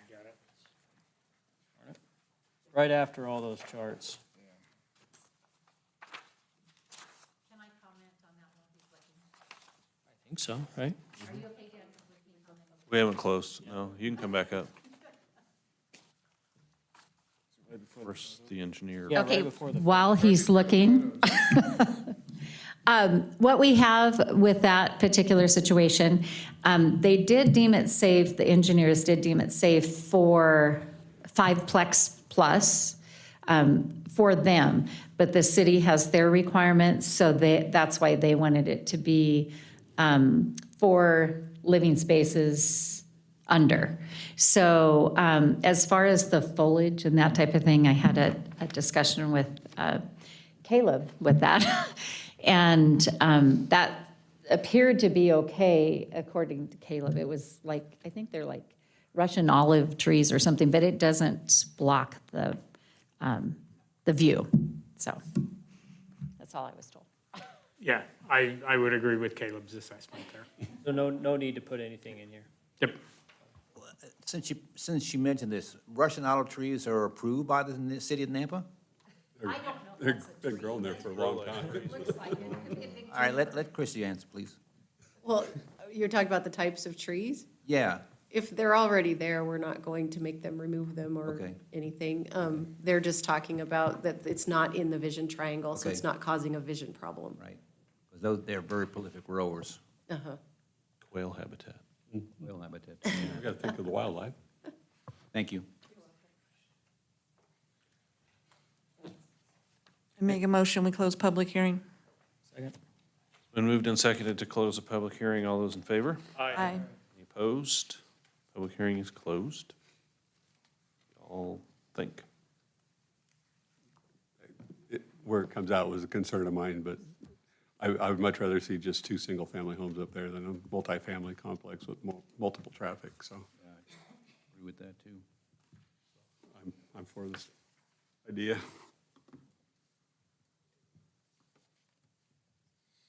That is Jeff, you haven't spoken, let's go. well, I can if you want me to, but I just, no, get your name that on the record. corner is, that is a weird corner because it goes up the hill and around, and so sometimes it is difficult to see. And with those south side, is it south side apartments or south side multifamily living, it's gonna add to the traffic right there. But as long as there's sight to see the oncoming traffic, I think at some point there's gonna have to be some type of traffic control signal there. But, there, I said something. Thank you. But I'll also, if no one else has any, I'll go ahead and make a motion. 'Cause I think this is a good project also. So I'll move that we recommend approval to the rezone from BC to RS 8.5 at 0 Southside Boulevard for Joseph Profit, with all conditions listed in the staff report, and to adopt the proposed findings of approval as stated in the staff report. Second. It's been moved and seconded to recommend approval of this item. All those in favor? Aye. Any opposed? Motion carries. That will go on to city council. Thank you. You want these back so you can give them to city council? Oh, no, we'll make more. There's a lot of paper here, so. You don't want to read it tonight? No. Oh, okay. Yeah, if you want to use them for city council, I guarantee you to put you to sleep. Not Daniel, he'd probably love it. I read Thank you for enough- making it. They were very I detailed. read enough that it was very You know it. well done. Try to stone engineer a house. Next item on the agenda is a conditional use permit for a duplex in a RS6 zoning district on .16 acres at 1003 Fifth Street South. For Bryce Delay. Is the applicant here? Coming up.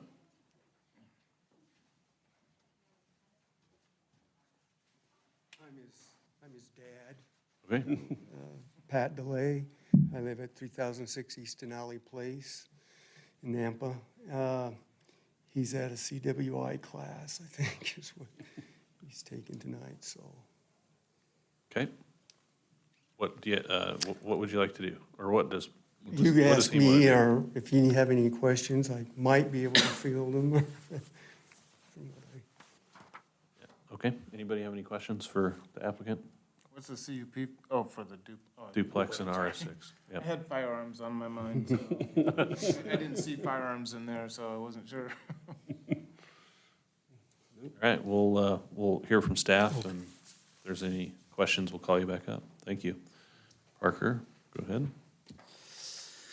The action requested from you tonight, approval or denial of CUP for a duplex in RS6. Properties surrounded by RS6 single-family residences to the north and south and west, and then there's a triplex on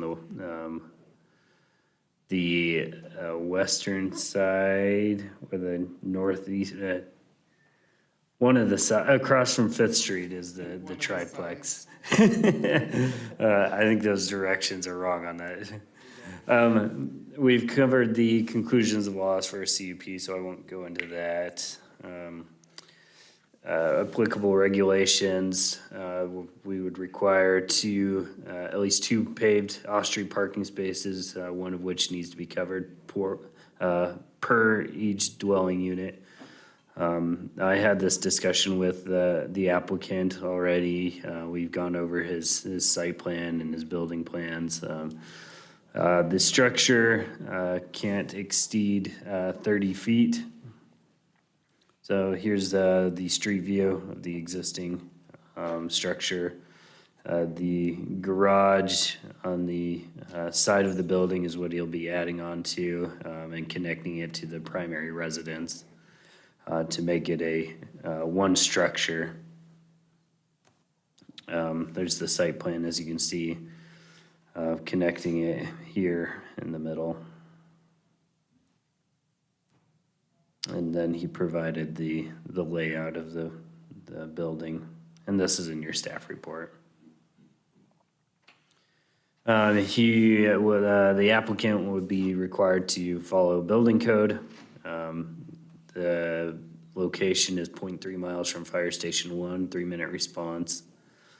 Engineering is recommending that each dwelling unit have its own metered service. It makes it a little simpler that way. There's mostly single-family homes, some multi-tenant buildings on adjacent corners of the intersection. They would have to follow the RS zoning standards. Would be creating additional housing opportunities. 0.3 miles from the elementary school. That one's the only one within walking distance. The recommended conditions, very basic. Recommended findings are in the staff report and a potential motion, and I'll stand for any questions. Parker, am I mistaken? Didn't you say something was going to be demolished or taken down? Commissioner, I don't believe he's taking anything down, just adding on to the existing structure. What about the fire damage? How is that handled? Whatever he takes down, he's planning on adding on to it, so it'll have to be taken down in some fashion because he's building it into a 2-story structure. So, They mentioned they'll, a fire. yeah, the building, inspectors will go out there and look at it and make sure that it's built to their code. Okay. He does say, though, in his, that, I mean, he was gonna demolish the dilapidated garage. Yeah, that's what I thought. I thought you said that. And build a whole new structure there in septic code. It could be, yeah. It's in the same location. It's just the garage, though, it's not the Right. house, it's just the. Correct. Right. Yeah. But you contradicted yourself, though. That's why I was asking the question. I forgot what he had written in his staff report, but it is in the same location of the existing structure, so it wouldn't really be much of a difference. All right. I just, I heard one thing and then you said Yeah. something else, so, Yeah. okay. Any other questions for Parker? All right, we'll open the public testimony for this item. I have one signed up, Jay Snyder, for the proposal. And you would like to speak? Coming up. Need your name and address for the record, please. Chairman, Commissioners, Jay Snyder. I live at 524 9th Avenue South. I've lived there just around the corner, been there 35 years. I'd like to recommend that you approve this conditional use permit. Living in Nampa, I know we need more housing. I know the cost personally of what it takes to maintain a home, and so what I've read in the papers submitted that the applicant's looking for a way to kind of offset the cost. And I do have two questions, one for the applicant and one for staff. The question for the applicant is he looking to make the main residence his primary residence and be dwelling there? And then for staff, the question is, with the recommendation for a second metering service, does that include a tap into the sewer as well, or is it just a separate meter on the incoming water? Thank you. Get your questions answered. Thank you. So for the staff question, typically, we do not require a second sewer service. We just recommend the second water service so that each can be billed separately. We bill off the water meter service, not off the sewer service. Is there anybody else in the audience that would like to speak for, against, or undecided regarding this proposal? We'll get the applicant back up here to answer that one. Okay, seeing none, we'll have the applicant back, Mr. Delay, Mr. Pat, come on back up. And is your son gonna be living in the dwelling? I'm not sure if he's gonna be in the dwelling or the new add-on. I think probably the dwelling. So he'll be on the property? Yeah, he'll be on the He's doing property. this to live there and Yeah. have a rental Yeah, unit? yeah. Okay. Cool. Perfect. Make a motion, we close the public hearing? Second. It's been moved and seconded to close the public hearing on this item. All those in favor? Aye. Any opposed? Public hearing's closed. Christie, how do they park this? Is there just one garage for one of them and then the other one doesn't get a garage? Is there room? Yeah, so there is the driveway in front of the garage that would be 2 parking spaces, and then the 2 covered parking spaces inside the garage. So it only needs to have the 4 spaces. And they can fight over who gets the garage and I who's guess the so. driveway? Or pay for it so you can make more money. Okay. Just wondering, I guess it doesn't really. All my questions are not land use questions, so it's more of how do you build another story on top of it? But, So we have a building department. yep, that's right. Engineers. I'm sure there'll be a good structural engineer that'll figure that out for them. Yep. Be a cool project. Yeah. Good. Well, I'll go ahead and move to approve the conditional use permit for duplex in an RS6 zoning district on .16 acres addressed at 1003 5th Street South for Bryce DeLay with the recommended conditions and adopt the potential findings of approval list in the staff report. Second. Been moved and seconded to approve the conditional use permit. All those in favor? Aye. Any opposed? CUP is approved. Mr. Pat, this CUP will become effective 15 calendar days from the date of the hearing. This hearing, unless an appeal has been filed with the Planning and Zoning Department with the appropriate fee. No action should be taken on the CUP until the appeal period has concluded. The applicant must confirm with Planning and Zoning staff that there have been no appeals. So your son just needs to check in 15 days. If there's no appeals, you can move ahead. All right, thank you.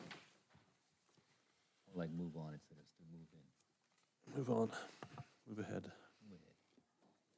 All right, last item on the agenda this evening is a pre-annexation and pre-zoning to RS-22 and development agreement for North Shore Estates subdivision at Zero Power Line Road for Cam Scott, KM Engineering LLP representing Spencer Cofed, Traditional Capital Partners LLC for 30 single-family dwelling, detached dwelling units and 4 common lots. Is the applicant here? Come on up. Good evening, Mr. Chair, members of the commission. Stephanie Hopkins with KM Engineering, 5725 North Discovery Way in Boise. Did you, Doug, did you happen to have a chance to load my presentation up? Or I have a USB if that would be, if I can use that. I did, but it's okay if am I able to use this or should I just roll with, it doesn't really matter to me. I have some fun pictures to look at. Okay, I also have a USB if that's easier.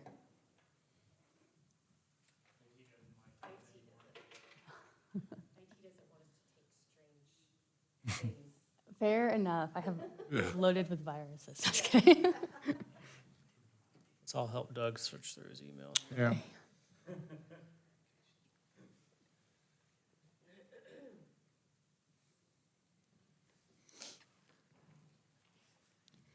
So I'm here tonight representing our client Spencer Cofed with Tradition Capital Partners. This property was previously zoned, conditionally rezoned in Canyon County in 2021. It's located off Power Line and Lakeshore roads. We're requesting pre-annexation to allow the proposed subdivision, North Shore Estates, to be developed here with connection to City of Nampa water. We're also requesting that this be processed as a planned unit development to allow a little bit of a variation in lot sizes because our lots are larger than the Nampa comprehensive plan, thank you, would allow typically in this area. So as I mentioned, this property was rezoned in the county to the CRR1 district. That's a 1 acre minimum average lot size in Canyon County. And the comprehensive plan for the city requires smaller lot sizes typically. When we submitted the application, it was in the low density future land use map designation, which would be, I think it's like 1.05 units an acre, and we're proposing 0.9 units an acre. So during the rezone, which I was not a part of, the county and city worked together to make sure that the number of lots proposed or that could be possible with this application were meeting both of their requirements. They had to come to a little bit of a compromise and eventually decided on 30 lots, which is where we're at today with this application. So this property is approximately 33 acres. Let's see, that's south of the Table Meadows subdivision, which is also zoned R1 in the county, as you can see to the north. This property is highlighted in white. It's the CRR1 property. And then there's also several properties in the area that have been rezoned to the rural residential district in the county, which is 2 acre minimum lot sizes. There were several conditions in the Canyon County development agreement that were the result of the rezone that this property went through, 2 of which really impacted the design of this plat. So 2A is the one I was speaking of earlier that basically limits this subdivision to 30 lots. That was an agreement that the city of Nampa and the county came to at that time to basically place larger lots to adjacent resident or agricultural ground and in a lot size that worked for both entities. And then the 2C is the one that we're here tonight to discuss as the connection to water services through the city of Nampa, and that's the pre-annexation process. So we're complying with all these conditions of approval. We've been working with the city and county as we've gone through the design of this development. And we have submitted a preliminary plat to Cannon County. It's under their review, and I would expect that we're going to go before their Planning and Zoning Commission in the next few months for them to review that. So as I mentioned, the staff report notes that Nampa's future land use map at the time of submittal for this application was low-density residential, which coincides with 1.01 units an acre. We're proposing 0.9 units an acre, so that's slightly below what the city of Nampa would typically require in this land use. But staff has worked with us to allow us to submit a planned unit development to kind of cater to what this project needs. So we're proposing 35 lots overall, 30 of which are buildable, 5 common lots. Our average lot size is 32,267 square feet, so under an acre, and our minimum lot size is 20,410 square feet. We are proposing one point of access to Lakeshore, which is on the south, and then there will be another sub-street that'll go to the western property, which is undeveloped. It's currently used for agricultural purposes, but if it should redevelop in the future, they could connect there. We would connect through, we'll go back to the plat real quick. We'll connect to pressurized irrigation, which is a requirement of the pre-annexation at the northeast corner of the site through the Table Meadows subdivision. And we would extend city water from the northwest corner. There's a 12-inch main there. We would extend it through the subdivision, obviously, and to our perimeter. We are proposing individual septic systems. The city sewer system is not close by, and the part that is close by is fairly shallow, so it'd be really difficult to extend to this project. This is just a rendering to kind of show you the landscaping that is proposed.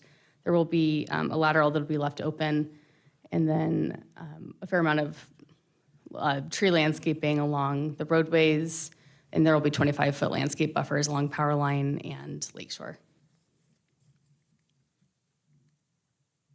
This is part of the conditions of approval for the county was to develop a kind of cool entryway with some extra landscaping and enhanced signage. So this is what we developed for that and was submitted to the county just for your review. 2 minutes, just to let you know. Okay, thank you. Oh. Yeah, so that's it. Thank you for your consideration on this. We really appreciate, that was timed very well. We really appreciate Doug's help in getting this kind of all sorted and figuring out what the path should be to make it work for both entities. And I'll stand for any questions if you have any. Questions for the applicant? All right. Thank you. We'll hear from staff, and we might need you again. Doug. Yeah, Chair and Commissioners, amen. I think that my staff report's largely been given, so I'll try not to fill in too many, or try not to duplicate too much on this. There is something that's important to consider in this, or a couple of things important to consider. So the reason that this is coming before you as a pre-annexation is that the developer is asked to connect to city water, and in order to be able to do that, they have to have a pre-annexation agreement in place, and it's all part of what's called a utility hookup and pre-annexation agreement for the North Shore subdivision. So Stephanie did a good job in talking about the adjacent land uses. The Table Meadows subdivision is to the north. The size of lots on that are about a fifth to a quarter of an acre. Some are a little bit, maybe a little bit larger on the ends of the cul-de-sacs. Then there's agricultural land on either side, pretty much surrounding the rest of this development. The nearest annex parcel to this is about an acre away, and that's down at the Lava Springs development on Southside Boulevard. Oh, did I say an acre? 1 mile. Thank you. Yeah, boy. Pretty close. Yeah, it's only an acre away. It's a long, skinny. Yeah. So the future land use map designation, when this was applied for, Stephanie mentioned, was low density residential. We went through a map change on February 6th, and the council approved a change to residential mixed use.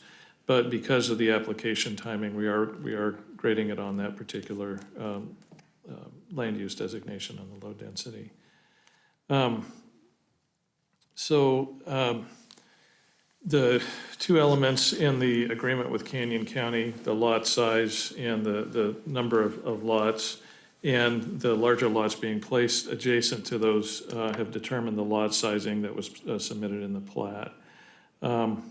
So this is a kind of a view of the plat with the different acreage on each of the lots in the plat. You can see that the majority of the lots adjacent to the subdivision to the north are the smaller sized lots. And then the ag lots have the larger lots adjacent to them. There are a couple of exceptions down on the south end of this subdivision, but for the most part, the lots that are not adjacent to ag fit within the code limitations of the RS22 zoning district. The density is 0.9 dwelling units per acre, which is less than the comprehensive plan allowance of 1.01. With that knowledge, though, there is a provision, or there was a provision in city code at the time that this was applied for, that allows for an exception to density and allows for a variation in the density if the applicant submits a planned unit development. So this plat has been submitted as a planned unit development, and the council, the commission can recommend to the council that they allow for that 0.9 dwelling units per acre as a result of that provision in city code. Also, the same thing applies with lot sizes, that same provision in the code under the RS22 zoning district. I would note that the low-density residential lot sizes were changed also in February to allow for up to an acre. So if you apply most of these to the current code, most of them would be within the code. But because we're using the old code, the 32,000 square feet is the maximum lot size.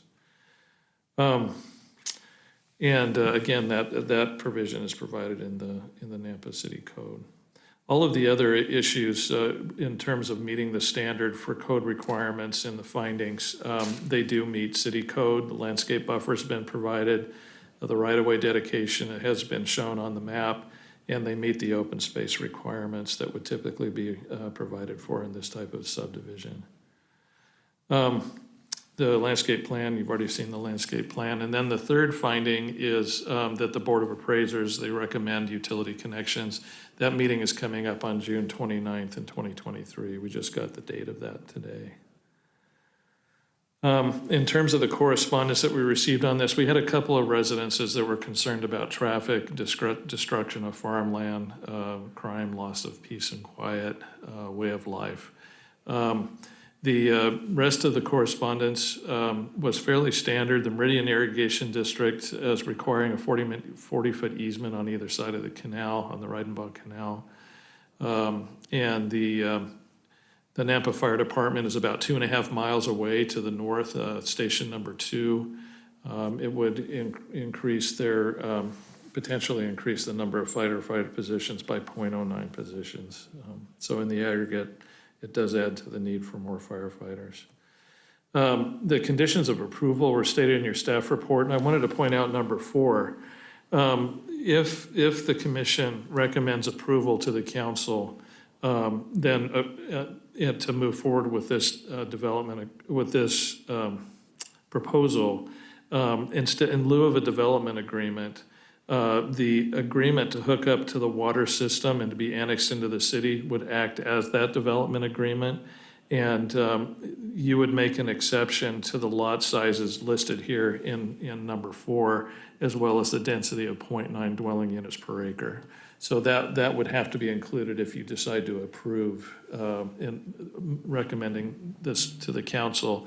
If you decide to not approve or not recommend, then it's inconsequential. You also have the option of asking that the developer develop to the 32,000-foot lot size, at which case then we would have to add another condition. So I just wanted to make sure you understood the difference between those. And if you have any questions about that, I'd be glad to take that. So here are the potential motions, and I can help walk you through the motions if you need that. And I'd stand for any questions. Questions for Doug? Yeah, Doug. So they're going to hook up to this, so there's pre-annexation, but that's to allow them to hook up to the sewer services, but the project itself will be developed in the county? Is that what they're doing? It would be developed in the county, that's correct. So is there ever, in their agreement, the pre-annexation, does that mean that eventually they will have to annex when it gets out there? Yeah, thank you. Yeah, Chairman Ucker and Commissioner Gardner. So the pre-annexation agreement requires that the developer notify the purchasers of the lots in the deed, in the signing of the deed, the title process, and also in the CC&Rs. And that the entire subdivision, once city property becomes contiguous, the entire subdivision is required then to annex into the city. And they would be paying the fees for that annexation process as a part of the agreement, the hookup agreement. Cool.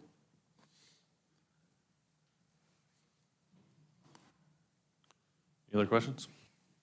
All right, we'll open public testimony for this item. I have nobody signed up on the sheets. Anybody else would like to speak for, against, or undecided on this proposal? Now's your time. Everybody's raising their hand. I can just see a sea of hands out there. Any other questions for the applicant? Okay, motion, we close the public hearing? Second. Been moved and seconded to close the public hearing. All those in favor? Aye. Any opposed? Public hearing's closed. I think they've done well to work with the city and the county to try to work out something that'll work for everybody, so.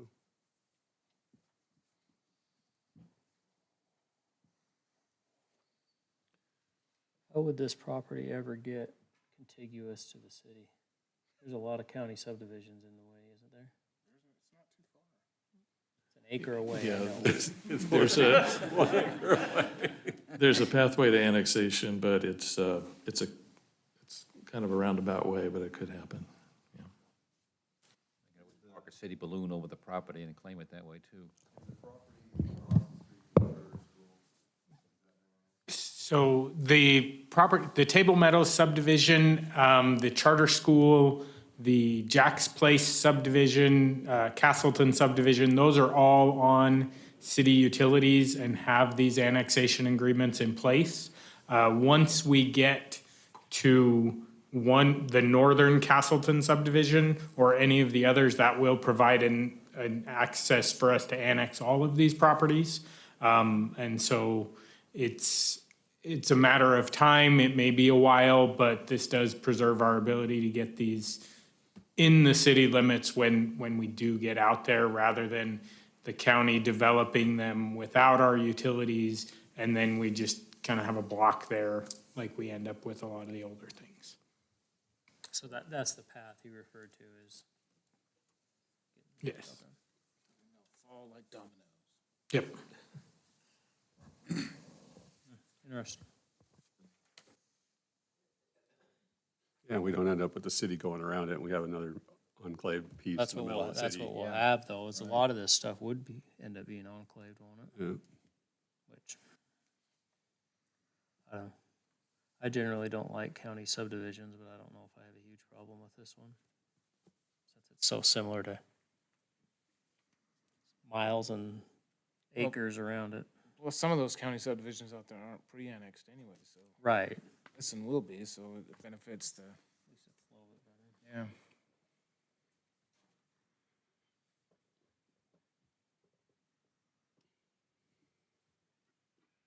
Need a motion. Can you flip to the motion, Doug?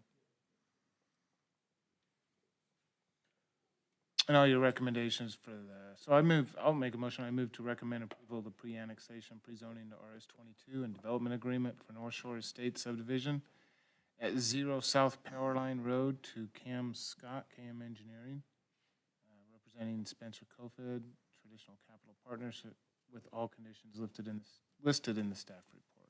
Plus. Isn't the plus already in there? It's in there. Second. It's been moved and seconded to recommend approval of the pre-annexation and pre-zoning.